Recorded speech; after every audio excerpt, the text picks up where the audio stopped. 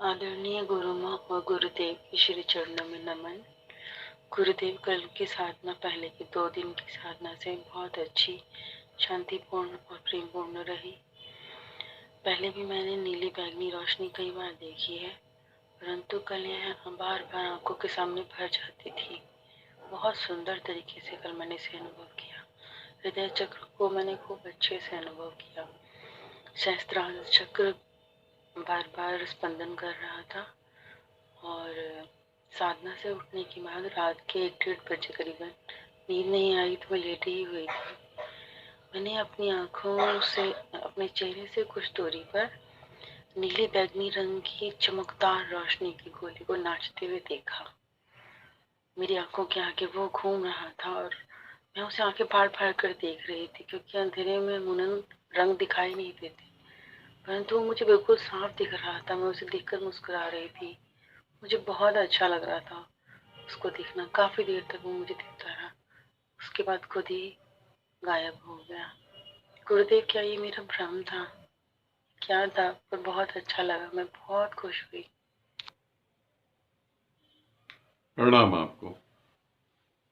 साधना में कुछ अनुभव ऐसे होते हैं जो तुम्हें समझने जरूरी है।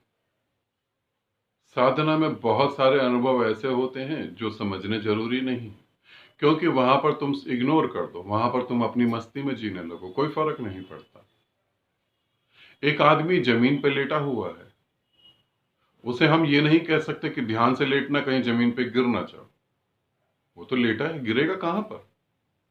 मगर एक व्यक्ति पहाड़ की चोटी पे खड़ा हुआ है, हवा का थोड़ा सा झोंका भी उसे पहाड़ से नीचे गिरा सकता है और मृत्यु घटित हो सकती है।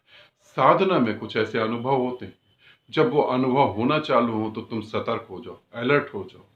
वासनाओं के प्रति, अपनी डेली रूटीन में जो जीवन के जी रहे हो उसके प्रति अब तुम्हें अपने थोड़े जीवन में भी बदलाव लाने जरूरी है।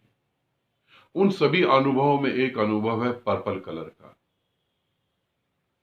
इन सभी अनुभवों में एक अनुभव और भी है, पिंक कलर का, जो बहुत कम साधकों को होता है। पर्पल कलर का अनुभव जब तुम्हें होता है तो तुम अब सावधान हो जाओ, अब अलर्ट हो जाओ, अवेयर हो जाओ पूरी तरह से। अब अपने जीवन में परिवर्तन करने का समय आ गया है। अगर तुम यहाँ कोई परिवर्तन नहीं करोगे और तुम सोचोगे मैं विधि ही करती रहूं और ज्ञान को उपलब्ध हो जाओगे, तो तुम्हारी गलत फहमी है। फिर कुछ नहीं हो, फिर कुछ भी नहीं हो पाएगा। फिर तुम्हें क्या करना है उसे थोड़ा समझो। पर्पल कलर जब दिखाई दे रहा है तो उसके साथ कुछ चीजें और भी घटित हो रही होंगी, जैसे खुशी घटित हो रही है। अब उस खुशी को लेकर जीवन में उतरो, अब जीवन में जीना चालू करो। अब ये ध्यान रखो कि वो खुशी बनी रहनी चाहिए। सामने से परिवार में कोई व्यक्ति आया, पति, बच्चे, पत्नी, माँ बाप, कोई भी, और उसने कुछ भी शब्द बोल दिए, तुम ये देखो उनके शब्द अहमियत है या तुम्हारी खुशी अहमियत है। कहीं से मोबाइल पे मैसेज आ गया, किसी ने कॉल कर दिया कि ये दुर्भाग्य घटा कि वो प्रियजन की मृत्यु हो गई। अब तुम्हारे अंदर जो दुख उठेगा, दुख महत्वपूर्ण है या जो वो खुशी और शांति है वो महत्वपूर्ण है। अब उनको संभालने की कोशिश करो। अगर तुम उन्हें संभालने की कोशिश नहीं करोगे तो फिर कुछ नहीं हो पाएगा। तुमने पूछा कि ये भ्रम है, मन का धोखा तो नहीं? नहीं नहीं, ये मन का धोखा नहीं है। पर्पल कलर दिखाई देना मन का धोखा नहीं है, ऐसा नहीं कह रहा। पर्पल कलर के साथ बहुत कुछ एक्टिविटी होती है, तभी ये कंफर्म होता है कि वो धोखा नहीं है। तुम्हारे साथ जो हो रहा है कल साधना करने के बाद, वो धोखा नहीं है, वो सत्य है।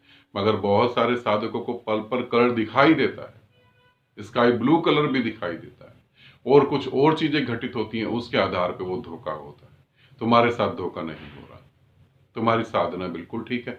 मगर अब साधना में गति करने के लिए मेरी इस बात को जरूर समझना कि जो खुशी पैदा हो रही है, जो आनंद पैदा हो रहा है, अब उसको अपने जीवन में उतारो, उसकी रिस्पेक्ट करो। और देखो, छोटी छोटी बातों में तुम उसे खो तो नहीं रहे।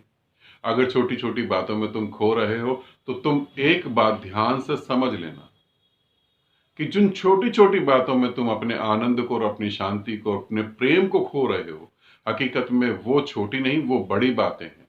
प्रेम और शांति जो मिली है, ये छोटी बातें होंगी, क्योंकि आदमी हमेशा छोटी चीजों को छोड़ता है, बड़ी को नहीं छोड़ता।